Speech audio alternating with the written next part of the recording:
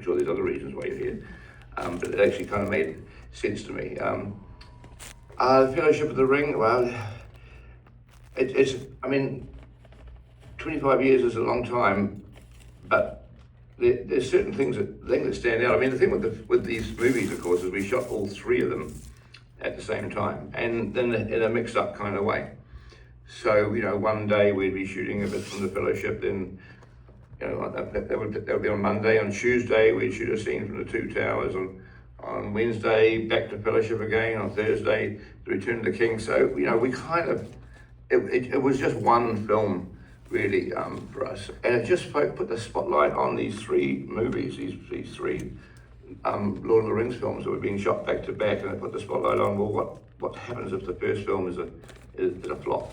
What happens if the Fellowship of the Ring comes out and it's a flop? They've already shot the other two, so what are they going to go straight onto TV? I mean, is there a plan? And certainly, I mean, there was no plan was ever discussed with us, but the media was talking about this, and it began to sort of have lots of stories about the fact that that these three Tolkien films that were being shot down in New Zealand are probably going to fail, because fantasy was not a particularly successful genre in cinema at the time, and so it was sort of regarded as being a folly, and that New Line would probably be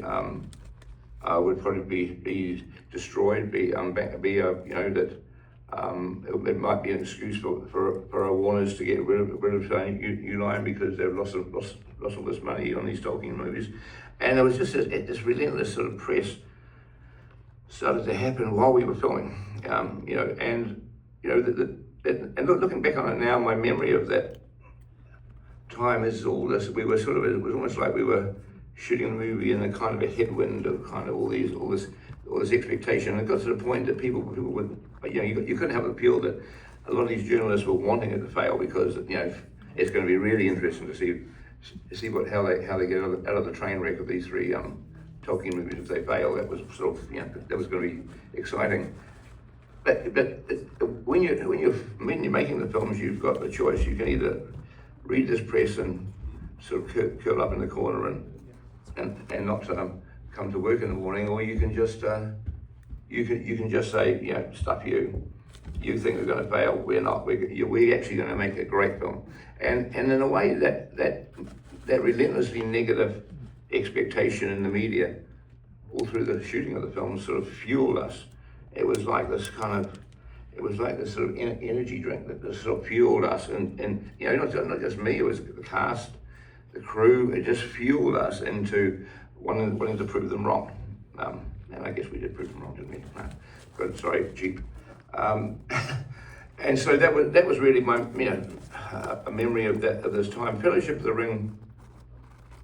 It was one of the things that I remember with Fellowship is that the film was going to come out in December 2001, and New Line contacted us early in the year, on that final year, and that year is spent doing all the editing, sound effects, and CGI and everything else. It's a very, very, very busy time.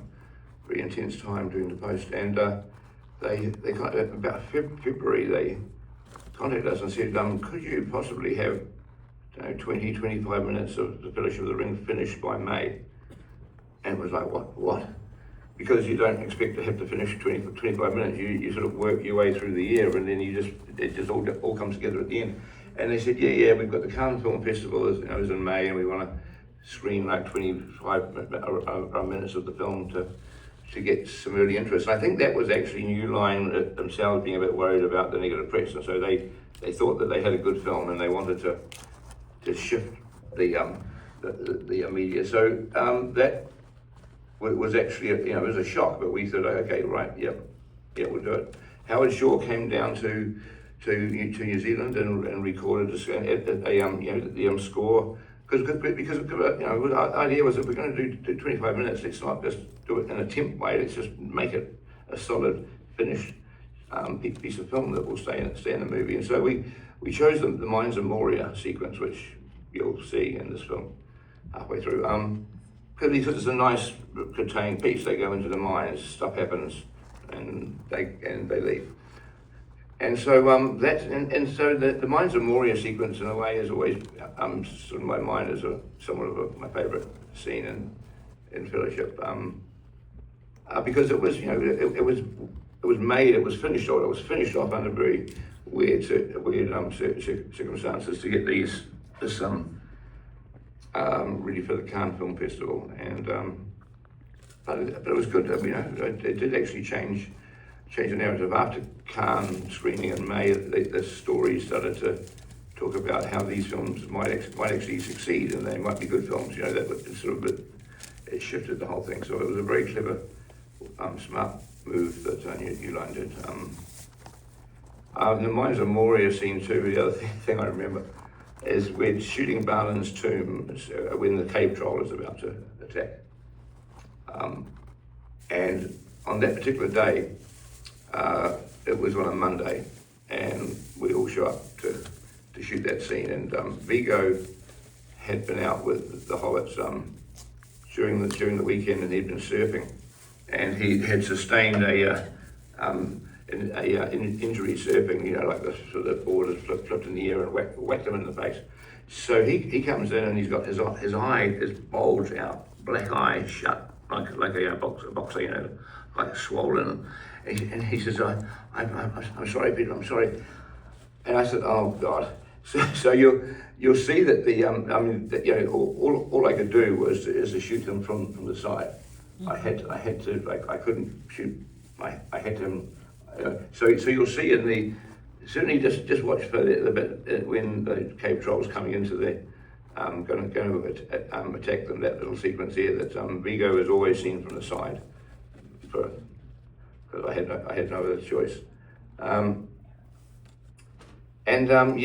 those little stories stand out, and also it was also trying to craft an ending that was, the weird thing with doing three films that you actually you're doing them at the same time, so you're having to shape them all. As you want the ending to be satisfying, you want it to be a positive, ending to your story of that particular film, but you want to make it feel like there's more to come, where the story's not over yet. I mean, it's sort of a cliffhanger, but we didn't want to do a cliffhanger as such. We just wanted to invite the audience back for the Two Towers the following year, but make the audience feel like they've had a reasonably satisfying ending. So that was tricky to craft all that too. But anyway. Thank you for coming. I'm going to shut up. This is not a short film, so you should start to watch it. Thank you very much.